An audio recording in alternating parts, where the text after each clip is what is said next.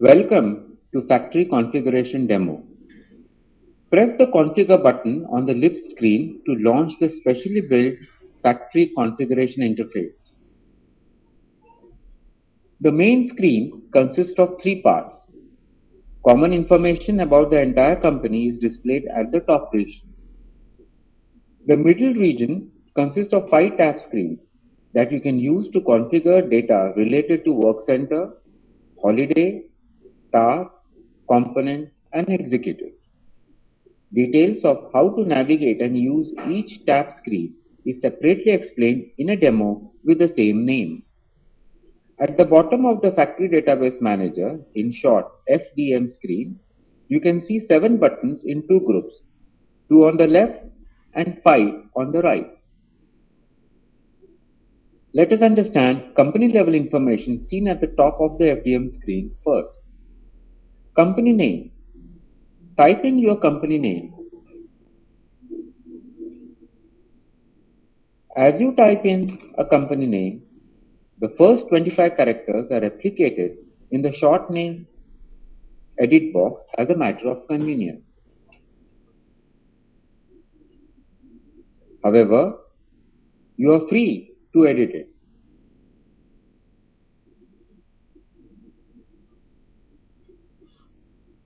Currency.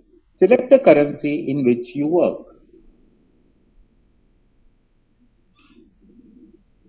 Number of subunits represent the accuracy level to which monetary figures are calculated. For example, if Indian rupee is the currency selected, one needs to calculate monetary figures to an accuracy of paise. 100 paise makes a rupee. We must mention 100 in this field.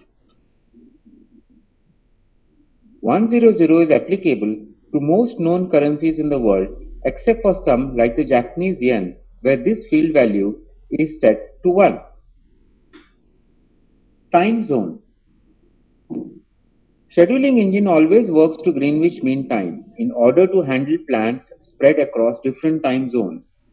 However, in this evaluation version, you can have just one time zone location, which is your time zone picked up automatically from your computer's clock setting. Press the update button to save changes. We now move our attention to the 7 buttons at the bottom. Everything you wish to know about these 7 buttons is already mentioned in the help that can be accessed by clicking on the help button adjacent to the update button. We strongly urge you to read it. Let us start with the 5 buttons on the right hand side. At this juncture, it is necessary to explain how the FDM works.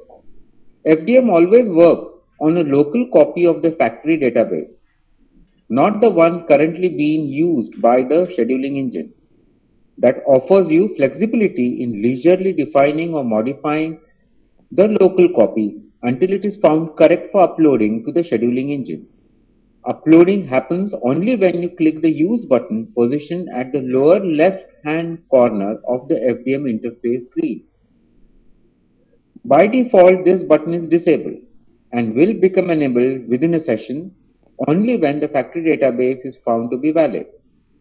So, each time you launch the FDM, it is necessary to validate the factory database before the Use button becomes enabled. With this understanding, functionality of all the remaining buttons would immediately become clear. Create button. Creating a new factory database is only required to be done once for a new setup. Thereafter, one can just keep updating the factory database to reflect changing shop floor requirements. Each time you press this button, the entire local factory database is zapped and a new one created with a unique factory identification number. Factory identification number, in a way, identifies the factory for which you are creating a factory database. You never get to see this unique number. It is used by the scheduling engine to ascertain if the new factory database uploaded is one for the same factory or for some other factory. Needless to say, if you upload a factory database with a new factory identification number to the scheduling engine, it will delete all existing jobs, assuming everything has to start afresh. Let us click the Create button. A warning appears to back up before proceeding further. We say no and instead press the backup button to back up the factory database.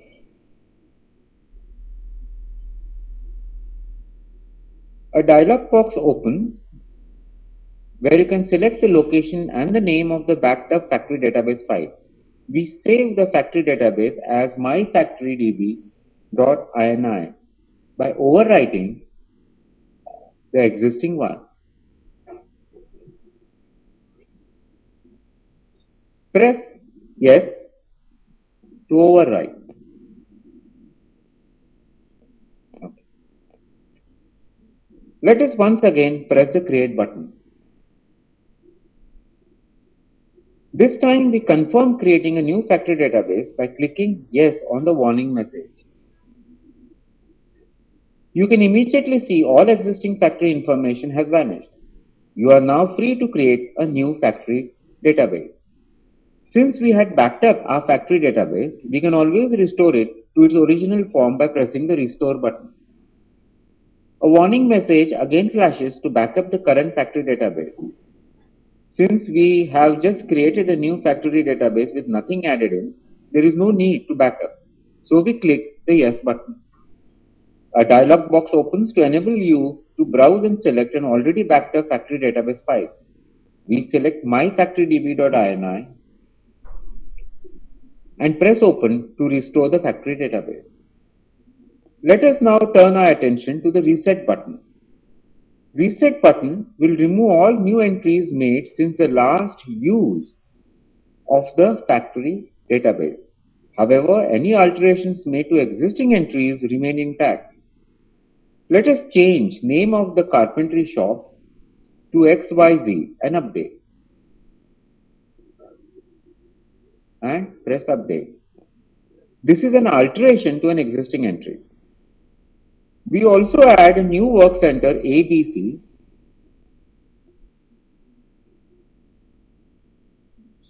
by pressing the Add button. Let us now click the Reset button. A warning message appears and we confirm resetting by pressing Yes. You can see the newly added entry has vanished, but changes made to carpentry shop record are intact.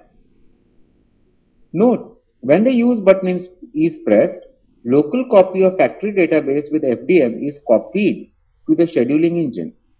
We can anytime recall the scheduling engine's copy back by pressing the rollback button. Let us press the rollback button.